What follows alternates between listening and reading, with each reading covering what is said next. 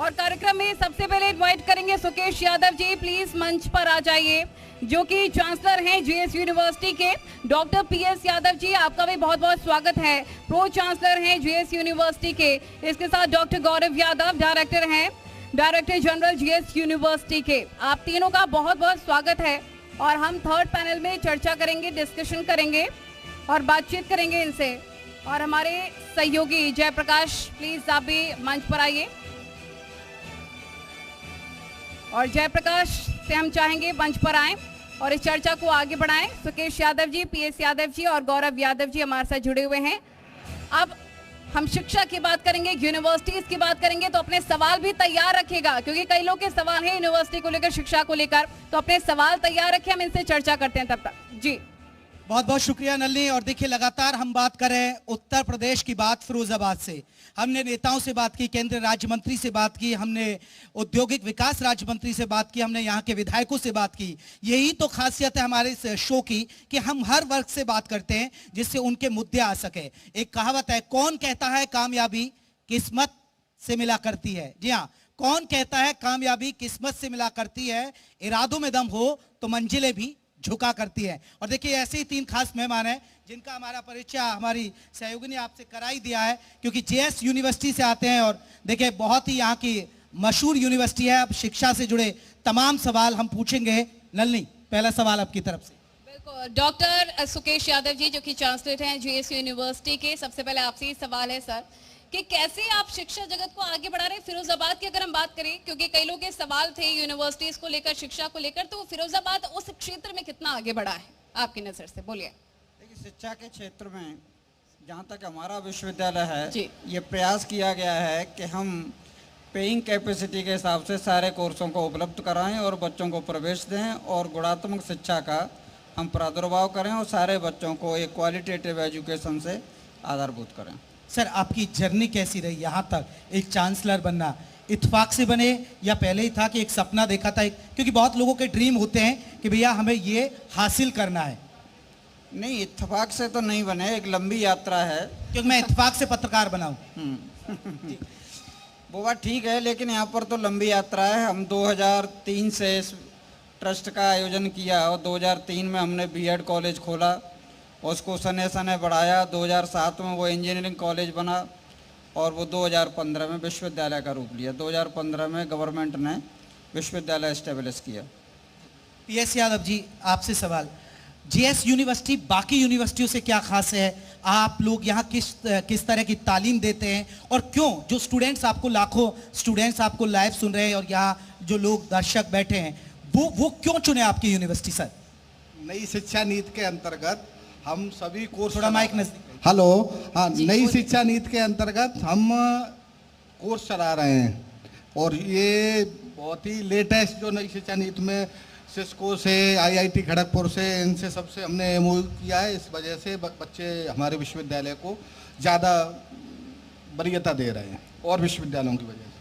ठीक है, अगला सवाल डॉक्टर गौरव यादव जी आपसे है, क्योंकि आप डायरेक्टर जनरल जेएस यूनिवर्सिटी के हैं। और मेरा आपसे ये सवाल है कि देखिए, ऑनलाइन का ज़माना है आजकल, हर कोई मैक्सिमम जूम कॉल से ऑफिस जाता है और ऑनलाइन ही उनकी क्लासेस भी चल रही हैं। तो ये क्या चैलेंज है और इससे कितनी बेहतर शिक्षा मिल पाई है लोगों को? क्योंकि देखिए, कई बार मीम्स भी बन जाते हैं, जोक भी बन जाता है कि भाई ये तो ऑनलाइन पास हुए, इन्हें क्या पता होगा। तो जेएस यूनिवर्सिटी का इसमें कितना बड़ा योगदान है ऑनलाइन शिक्षा की बात करें? देखिए, कोविड के बाद से जी, जो पूरे एजुकेशन सिस्टम का जो पैराडाइम चेंज हुआ, उसमें से ऑनलाइन एजुकेशन की बहुत ह्यूज डिमांड क्रिएट हुई। और अभी आने वाले टाइम में पूरे दुनिया को इसने एक नया प्लेटफॉर्म दिया है, प्रोवाइड करता है। प्लीज एक बार इनके लिए तालियां हो जाए, क्योंकि बेहतर तरीके से बता रहे हैं कि ऑफलाइन तरीके से भी पढ़ाई इस बात को आप लोग जांच भी लीजिएगा जी। कि AICTE all India council of technical education है, जिससे इंजीनियरिंग कॉलेजेस को मान्यता लेनी होती है, अप्रूवल लेना होता है। उत्तर प्रदेश में इतने बड़े बड़े विश्वविद्यालय हैं, लेकिन स्टेट प्राइवेट यूनिवर्सिटी की कैटेगरी को अगर आप चेक करेंगे तो केवल 4 यूनिवर्सिटीज ने उससे अप्रूवल लिया हुआ है, and JS university is one of them. चलिए, बहुत बढ़िया सर। डॉक्टर सुकेश यादव जी, अगर हम बात करें शिक्षा की, आपको लग रहा है कि जब से योगी सरकार आई, शिक्षा व्यवस्था, शिक्षा प्रणाली में या शिक्षा नीति पहले से बेहतर हुई है, या आप चाहते हैं कुछ और सुधार की गुंजाइश है, या आपका कोई सुझाव? सुधार की गुंजाइश तो हमेशा बनी रहती है और माननीय योगी जी की जब से सरकार आई है तो उन्होंने जो भी नई शिक्षा नीति थी 2020 वो जल्दी से जल्दी उत्तर प्रदेश ने लागू कर दी और प्रदेशों ने अभी तक लागू नहीं की थी, लेकिन हमारी इस सरकार ने 2020 में ही इसको लागू कर दिया। तो इससे हमारे क्षेत्र को, हमारे प्रदेश को NEP 2020 का तुरंत लाभ मिलने लगा है। तो ये एक अच्छी बात है कि तुरंत लागू कर दिया। और सुधार की यह है कि इस बार मास्टर्स ऑफ एजुकेशन जो हैं, मास्टर्स डिग्री हैं, उनमें भी NEP को लागू कर दिया है। तो ये जमाना जाएगा कि माननीय योगी जी की सरकार ने नई शिक्षा नीति को समय रहते लागू किया है, तो उससे हमारी गुणात्मक शिक्षा में वृद्धि हो रही है। PS यादव जी, वही सवाल मेरा आपसे, हाँ, यही सवाल आपसे। हाँ बिल्कुल सही कहा है आपने। जो नई शिक्षा नीति माननीय योगी जी ने लागू की है उसको बहुत ही जल्दी इम्प्लीमेंट कर दिया, तो मैं भी यही कहूँगा। ये आपको लग रहा है कि अभी सुधार की गुंजाइश है कि चीजें बदली हैं? सुधार की गुंजाइश तो हमेशा बनी रहती है। हाँ। लगातार निरंतर शिक्षा में आगे बढ़ना तो सभी के लिए अच्छा ही शिक्षा है तो सीखना तो बना ही रहता है। बिल्कुल ठीक बात आप कह रहे हैं। और डॉक्टर गौरव यादव जी, सरकार से किस तरह से सहयोग की आप मांग करते हैं? क्या कुछ आप सहयोग की मांग कर रहे हैं सरकार से? इसमें जो अभी आपका क्वेश्चन था, उसमें जो पॉलिसीज बनाई जाती हैं गवर्नमेंट के द्वारा, उसका इम्प्लीमेंटेशन कितने बेहतर तरीके से हो रहा है, ये बहुत एक इम्पॉर्टेंट बात होती है। Exactly. Implementation of the government policies is very very important for us.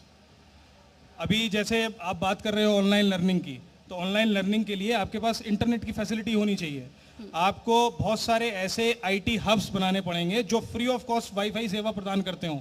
आपको बस स्टैंड्स पे, रेलवे स्टेशंस पे ऐसे बहुत सारे जो गरीब बच्चे हैं जिनको एजुकेशन लेना या ऐसे महंगे गैजेट्स लेना उनके लिए मुश्किल है, उनके लिए आपको वाईफाई जोन्स बनाने पड़ेंगे, फ्री वाईफाई जोन्स बनाने पड़ेंगे।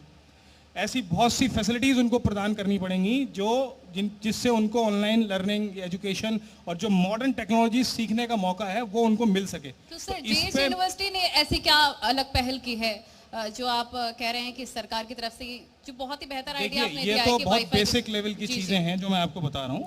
यूनिवर्सिटी में तो ये सब होता ही है। हम लोग तो ये वाईफाई जोन और बहुत अच्छी MBPS की स्पीड ये सब कराते ही हैं आसपास के इलाके में, कि आसपास के बेहतर JS यूनिवर्सिटी को जान सके। जी